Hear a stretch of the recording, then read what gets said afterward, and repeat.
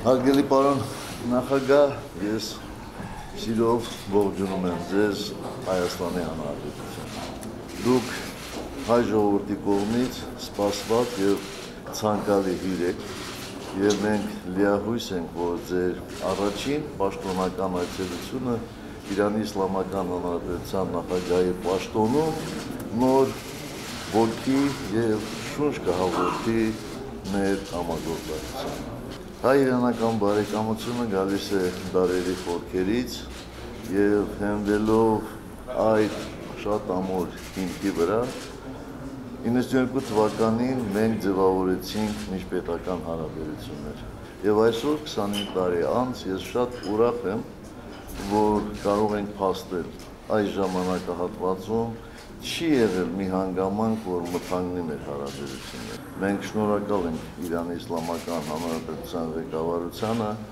մեր հարաբերությունների նկատմամբ ուշադիր վերաբերմունքի համար։ Մենք էլ մշտապես եղել ենք շիտակ եւ ազնիվ մեր հարաբերություններում եւ պատրաստ ենք այդպես էլ շարունակել։ Օգտվելով առիթից խնդրում եմ իմ հարգանքները եւ բարեմաղթանքները փոխանցել Իրանի հոգեվոր առաջնորդ Սեյեդ Ալի Խոմեյնիին։ Բարով եք եկել Հայաստան։ خوش آمدید به افغانستان.